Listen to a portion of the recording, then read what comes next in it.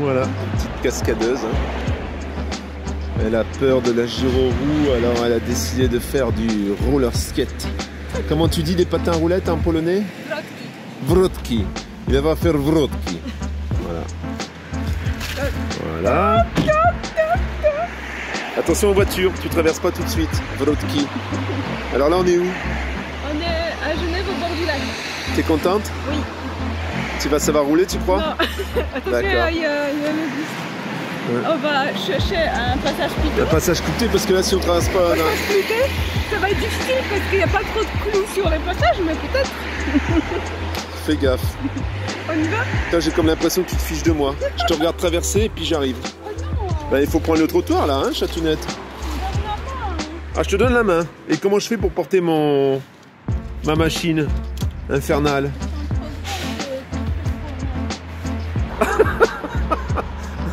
Attends, j'arrive, ne tombe pas, j'arrive. Magnifique. On voit que t'es à l'aise. On voit que t'en as fait quand t'étais petite. Fais attention de ne pas percuter ma gyroroue. C'est magnifique.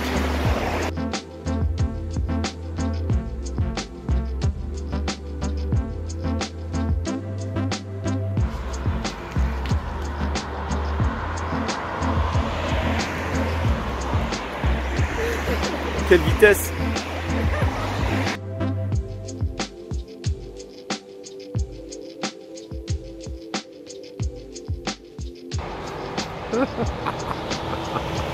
C'est pas aujourd'hui qu'on va faire une grande randonnée. Hein.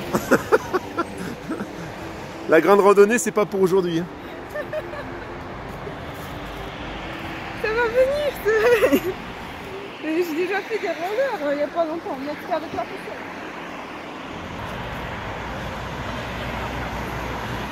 Magnifique, magnifique, très à l'aise, très à l'aise. Ah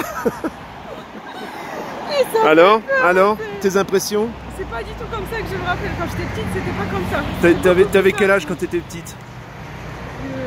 J'avais, je sais pas, 7 ans, 8 ans. 7 ans, ouais, d'accord. Et depuis, t'en as pas refait? Non. Eh ben, je te rase. Eh ben, je vais te dire une chose. Tu veux que je te dise? Hein? Ça se voit. Et si tu dois freiner? Et si tu dois freiner, tu fais comment? Je me fais sur quelqu'un. D'accord. Avec tes ongles comme tout à l'heure. C'est ça? Mais si, faut mettre un pied comme ça. En fait. Mais ça, voilà. c'est au roller. Ben non, c'est des rollers ça. Non, ouais, mais les rollers avec. Une blade, ben ça ouais. fait pareil, c'est pour ça que ça sert à ça. Pas. Mais si, sinon ils en mettraient pas. En roller, il faut écarter et faire comme ça. Et là, je peux pas. D'accord, ouais.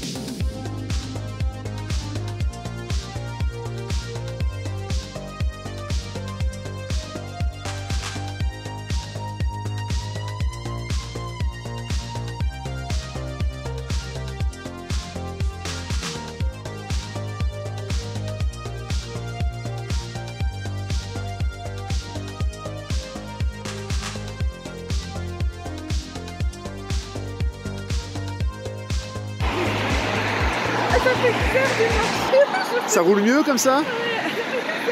C'est tout léger. En fait, à la vitesse où tu vas, ça sert à rien d'avoir des patins. Hein. Tu vas aussi vite en marchant, non? C'est n'importe quoi. Ça va venir. Toi, au moins, tu te casses pas la figure, tu peux me répondre. Bah oui, on est là-bas. Je sais pas pourquoi tu... Bah, tu me dis, je pensais que tu allais vers le passage clouté. Ouais. Alors là, c'est lourd quand même, non? Alors voilà. Sur les mains, je pense que c'est plus pratique. Pas cher, pas cher. Et c'est vrai qu'elles sont vachement dures. Les patins. On va changer les roulettes. D'accord? Ouais. Parce que dès qu'il y a un caillou, ça fait trop démonter. D'accord. D'accord.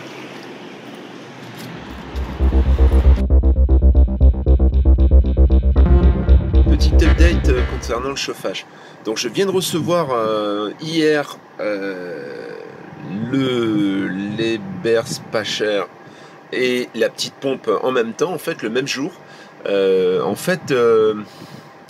Le colis s'était perdu parce que l'expéditeur avait mis une mauvaise adresse. Voilà. Donc c'est arrivé. Par contre c'est arrivé un petit peu abîmé malheureusement. Donc je vais devoir récupérer des pièces sur l'ancien pour pouvoir remonter celui-là. Alors là cette nuit j'ai dormi dans le Black Pearl. Et j'ai dormi dans le Black Pearl. Je suis allé donc me connecter. Alors je vais essayer de vous montrer. Me connecter au courant à Saint-Pierre-en-Faucigny, donc j'ai eu de la chance, le courant fonctionnait, il n'y avait pas trop de monde en plus, donc j'ai pu me garer. Par contre, voilà, là je ne sais pas si vous allez voir, mais voilà, on est ici. Là j'ai mis 24, au départ j'avais mis 22, 24, mais bon là ça reste à 19. Alors pour 19 vous allez me dire c'est pas mal, je caille un peu quand même, voilà. Je caille un peu, là je vais pas circuler en t-shirt dans le camping-car et puis le sol est vachement froid en fait. Donc là je vais tout de suite aller monter ce que je viens de recevoir pour pouvoir faire redémarrer donc le chauffage et puis avoir l'eau chaude parce que du coup la douche il va falloir que je patiente que les berces pas chères fonctionnent et puis voilà, je vous tiendrai donc au courant. Alors je vais quand même vous montrer si j'arrive à retourner ma caméra. Peut-être on va le voir d'ici. Voilà. Voilà. Donc ici on voit. Donc ça, c'est l'hydronique. Donc c'est les berces pas chères. C'est ce fameux chauffage donc que je viens de recevoir. Et alors on peut voir ici, vous voyez, les morceaux qui sont là. C'est cassé. Voilà. Donc je vais remplacer juste le dessus. C'est la pompe qui permet de faire circuler l'eau. Il y a deux petits joints toriques, mais comme là c'est reconditionné, les joints seront neufs. Et à côté de ça, j'ai reçu une petite pompe, donc qui est ici. Ça c'est pour l'ancien, celui qui est monté dessus. Donc je vais voir en démontant si je peux pas juste changer cette pompe rapidement. À ce moment-là, je laisserai celui qui est d'origine et je garderai celui-ci donc en dépannage au cas où un jour ça venait à relâcher. Au moins je sais que je peux remonter tout de suite un autre chauffage. Donc je vais voir, je vous fais suivre tout ça. Et puis j'espère que... Oula, la lumière est pas bonne. Et j'espère que là, dans 1 heure, je vais avoir le chauffage et puis que je vais pouvoir prendre une douche chaude, tout simplement. Voilà, donc à tout à l'heure. Vous l'entendez? Vous l'entendez le chauffage? La chaudière? Enfin, après 2 jours de galère, ça marche. Alors il faut que je vous explique parce que ça peut servir à des gens. Je me suis dit je vais pas les embêter avec ça, mais finalement si un jour ça se présente pour quelqu'un de vous, alors c'est vrai que le chauffage est c'est un chauffage central, donc il y a peu de camping-cars qui sont équipés comme ça, mais on sait jamais. Donc je vais vous montrer tout ça. Voilà, je tourne la caméra et je vous montre. Ça c'est le chauffage que j'ai reçu, donc chauffage reconditionné que j'ai payé 280 €, j'ai fait venir d'Angleterre. Je pense que c'est une boîte polonaise qui est installée là-bas, qui reconditionne les chauffages. Alors là, celui-là il est garanti 3 mois, mais le problème c'est que il est arrivé, comme je vous l'ai montré la dernière fois, je vais vous montrer là, cassé. Et ici c'est cassé. Bon. Du coup je me suis dit qu'est-ce que je vais faire? Je vais récupérer cette pièce sur mon chauffage d'origine et le remonter là-dessus. Voilà. Alors à l'intérieur il y a cette pompe, il y a la pompe qui fait circuler l'eau, qui fait circuler le liquide de refroidissement tout autour et puis tout autour du camping-car. Bon. Je monte, je remonte tout ça en dessous, ça marche pas. Je dis tiens, c'est bizarre. Alors ça vient peut-être pas du chauffage, ça vient peut-être du programmateur, ça vient peut-être d'autre chose en fait. Mais je redémonte quand même. Je remonte. Alors il y avait une fuite en fait. Ici le couvercle de l'ancien, il n'est pas complètement adapté. Ils ont dû modifier légèrement les entrées ici, et du coup ça fuyait un petit peu légèrement, mais ça fuyait quand même. Donc, il y avait ça, il y avait ce problème-là, et il y avait ce problème de non-fonctionnement. Alors j'ai commencé à tester les pompes à gasoil. Ça marchait pour les deux, on avait bien le tic-tic, il y avait bien le gasoil qui sortait. Et ensuite, je me suis dit, et si c'était ça? Donc, je l'ai connecté aux 12 volts, et celle-ci, elle ne fonctionnait pas. Donc en fait, la pièce qui est cassée, et que j'ai remis sur le nouveau, eh ben, c'était ça en fait. C'était ça qui empêchait le fonctionnement du chauffage. Alors, c'est pas tout. C'est pas tout. Je vais vous expliquer tout ça à l'intérieur. Je vais d'abord vous montrer rapidement les gaz mâchoires. Je ne pense pas rien. Voilà. Il reste encore le petit échappement à mettre à raccorder. Sinon, donc je vous disais, si vous ne m'avez pas entendu, il me reste le tuyau d'échappement raccordé, c'est tout bon. Mais là, ça chauffe. Hein. Voilà. Donc on se rejoint à l'intérieur et je vous explique tout ça. Nous voilà à l'intérieur. Super bon, le chauffage, ça sort nickel, impeccable. Revenons à nos moutons. Donc, comme je vous l'ai montré, en fait, c'était une pièce seulement qui était défectueuse sur l'ancien, sur celui qui était monté d'origine. Moi, je pensais que ça venait de l'alimentation en gasoil. Donc, j'avais commandé une petite pompe. Heureusement que j'ai commandé le chauffage en même temps, parce que sinon, j'aurais perdu encore une semaine. Bon, toujours est-il que, une fois remplacé cette pièce, j'ai remonté mon chauffage. Je purge sur la vis de purge qui est en bas. Je remplis, je vais vous montrer tout ça. Hein, je remplis avec liquide de refroidissement le circuit et je purge sur la pompe en bas. Voilà. Chauffage démarre. 30 secondes, ça tourne, ça s'arrête. Et puis là, on entend la pompe, zzz, la petite pompe électrique qui fait tourner le circuit d'eau, circuit de liquide en fait, pour le distribuer partout, qui tourne. Et boum, ça redémarre, pauvre, ça s'arrête. Voilà, donc je me dis, bon, bah ça va finir par chauffer. Rien du tout, en fait, ça chauffe pas du tout. Les tuyaux sont froids, pas d'eau chaude. Et malgré tout, la pompe, elle tourne. Voilà, la pompe, elle tourne, mais elle s'arrête régulièrement, en fait. Je sais pas, elle doit tourner tous les quarts d'heure ou tous les 10 minutes. Donc il y a un problème. Donc je me mets à chercher dans la notice, magnifique notice donc, qui est livrée avec le camping-car, sauf que dans la notice, voilà quoi, ils me disent que si ça marche pas, c'est que y a un problème d'alimentation carburant, un problème, mais on n'évoque pas du tout le circuit de liquide en fait. Donc je m'y inquiète pas trop, je retourne en dessous, je refais une purge, à chaque fois il y a de l'air. Donc je me dis, le circuit est tellement grand, il doit y avoir de l'air dans le circuit. Bien sûr, comme dans une voiture. Là sur le coup, j'étais un petit peu mou du cervelet. Hein. Mais bon, aucune indication quant à un éventuel purgeur, donc je vais en dessous du camping-car, je regarde s'il n'y a pas quelque chose, il n'y a rien. Et puis je continue à fouiller, je dis c'est pas grave, je vais remonter tous les tuyaux, je vais regarder tous les tuyaux, et puis je vais bien finir par trouver quelque chose. Et là, découverte. Alors, je vous quitte 2 secondes, je vais changer de côté. Donc, petite subtilité, comme vous pouvez le voir ici, il y a un purgeur. Voilà. Alors, je me dis, s'il y a un purgeur, il doit y en avoir d'autres. Donc, je fouille. Ça, c'est derrière les sièges. Voilà. Je fouille de l'autre côté. Et j'en trouve un ici aussi. Ah, alors je sais pas si vous le voyez, je pense que oui, voilà, il est là. Voilà, donc petit purgeur, hein. Ça c'est en fait les tuyaux qui ceinturent tout le camping-car avec les radiateurs pour chauffer donc. Et alors c'est pas tout. On en a encore. On en a un ici aussi. Alors on a du lit. Attention, je sais pas si vous allez voir quelque chose. Ici. Voilà. Et le dernier.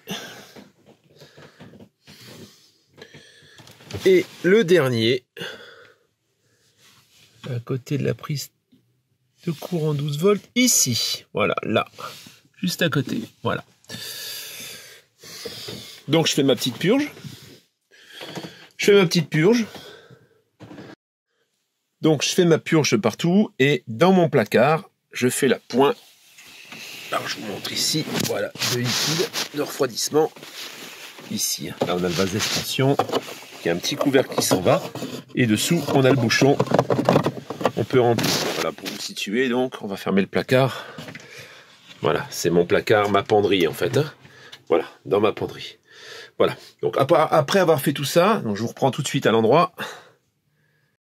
Donc après avoir fait tout ça, je remets mon chauffage en route, hein, je fais la purge qui est en dessous, donc toujours sur la pompe directement, pour pouvoir bien enlever le reste d'air qu'il pourrait y avoir. Et je redémarre. Et ben, ça marche un peu, 30, 40 secondes, un petit peu plus longtemps, ça s'arrête. Et ensuite on entend encore cette histoire de pompe qui tourne, bzz, bzz, bzz, bzz.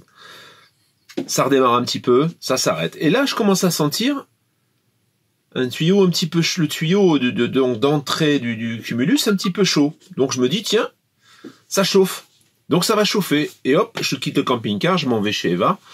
Je vais retrouver Eva. Et puis bon, je rentre tranquillement le soir, donc en pensant que je vais pouvoir me chauffer et dormir au chaud. Vers minuit, minuit et demi. Et là, rien. Ça marche pas. Donc, ça marche pas. Qu'est-ce qui se passe? Pas de chauffage, donc je redémarre ma clim qui est ici avec le courant que j'ai dans mes batteries. Je la fais tourner un petit peu pour dire de pouvoir aller me coucher et sans avoir froid. Et puis au moment d'aller me coucher, je me dis quand même, c'est quand même bizarre. Il doit y avoir un autre gicleur. Donc pas de chauffage. C'est minuit passé, même minuit et demi, je crois. J'étais prêt à aller me coucher, puis je dis non, c'est pas possible. En bon psychopathe acharné que je suis, il faut que je trouve la solution. Alors, qu'est-ce que j'ai fait? J'ai recommencé à suivre les tuyaux. Donc, je suis allé le long du camping-car, toujours à l'intérieur, hein, et je suis remonté, donc, les tuyaux du côté, en dessous de la cuisine, hein, où je viens de vous montrer, en dessous de la poubelle. Le tuyau remonte, il remonte comme ça, il fait une boucle comme ça, et il redescend. Et là, un purgeur. Alors, qu'est-ce que je fais? Je purge.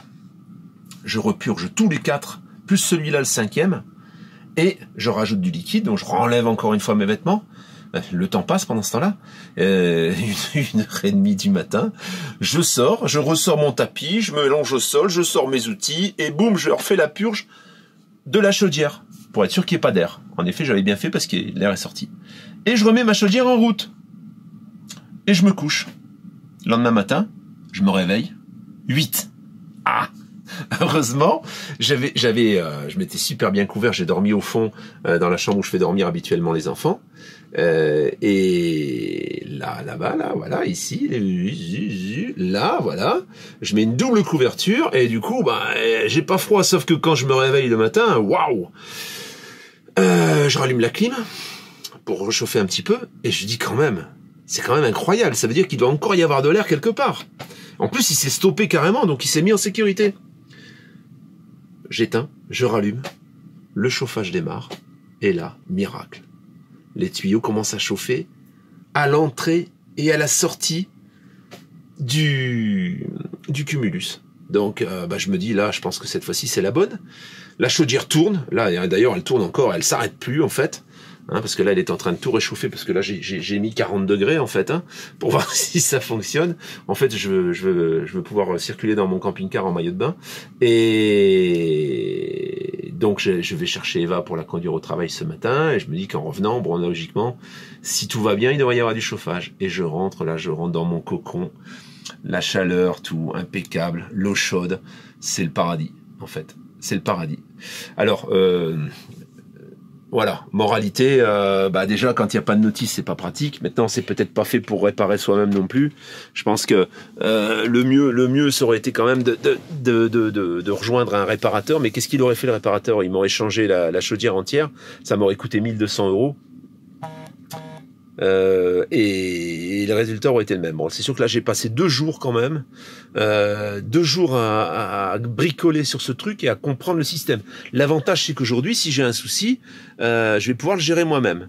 Alors la moralité de cette histoire, c'est que j'ai appris des choses déjà, mais pas que ça en fait.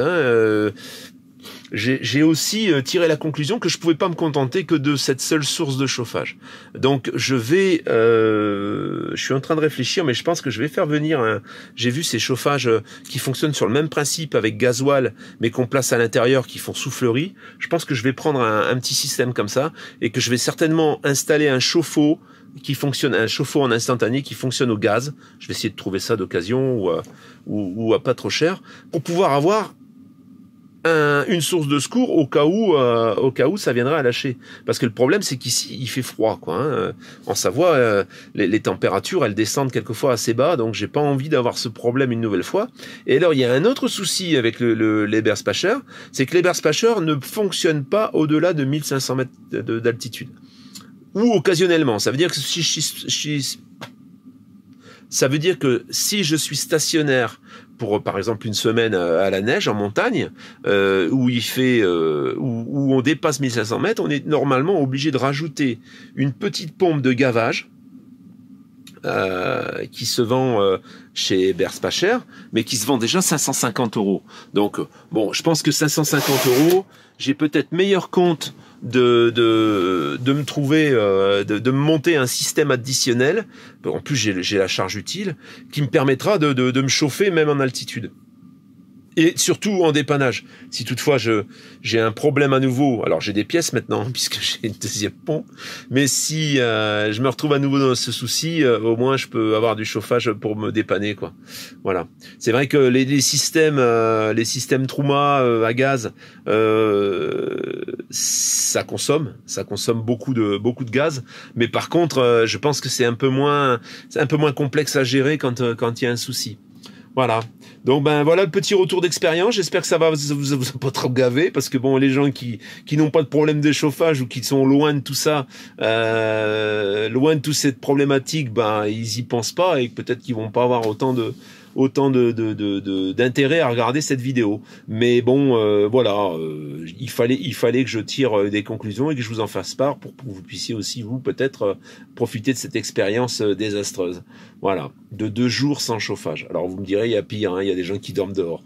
Mais bon, voilà, moi en plus j'étais hébergé gracieusement, mais pas les 2 derniers jours en fait, parce que comme j'étais persuadé que mon chauffage fonctionnait, j'ai dit non, je dors chez moi, puis finalement, voilà quoi.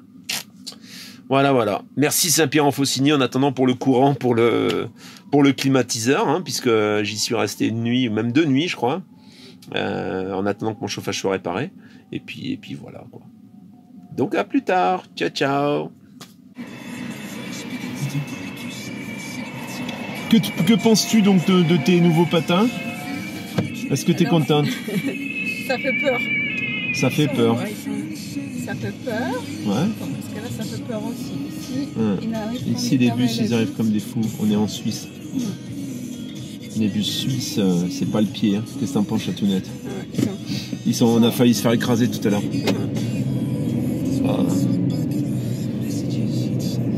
Alors c'est chouette, mais c'est sûr que ça fait peur. Hein. Ça fait longtemps que je n'ai pas fait. Ça fait quand t'avais 6 ans, t'as dit tout à l'heure. Quand on est petit, les choses sont beaucoup plus simples. Tu tombes de moins haut en fait. Ouais. Après toi, ça va, tu tombes, tu rebondis partout. C'est grave, toi. Ouais, c'est sûr que bon, si tu tournes trop vite, mon truc il tourne tout seul. Alors, ça, ce qui est plus surprenant, c'est que quand je roule pas vite, dès qu'il y a un tout petit caillou, un tout petit truc, ça saute, ça freine. C'est là où la gyro-roue, c'est quand même super pratique, parce que là, moi, j'absorbe tous les chocs en fait. Ouais, j'étais content. T'es content alors? Ouais. Tu t'es un peu dit. Un peu quand même. Ça va venir. En plus, maintenant, je sais faire la gyro-roue les mains dans les poches, alors. Donc, je suis assez content quand même. Ça va venir. Je suis tout fier. C'est la première fois. En fait, je voulais que toi, tu me donnes la main, mais toi, il faut que tu te la pètes avec ta gyro-roue. C'est ça. Tu voulais pas. Donner la main, c'est pire, hein, en fait. Au début. Non, c'est pire. Donner la main, d'accord. Ça, c'est fait. En fait, si vous avez envie de vomir, faut monter avec Eva. Ça, c'est pas les dodanes, c'est des montagnes. Ça, c'est pas les dodanes. Eva, elle les prend à fond, les dodanes, en fait. Hein. Ça dit que ça sent moins quand ça va vite. Après, si sa voiture est cassée, elle pleure. Elle demande à son nouveau pour réparer. Moi, elle casse, moi je répare.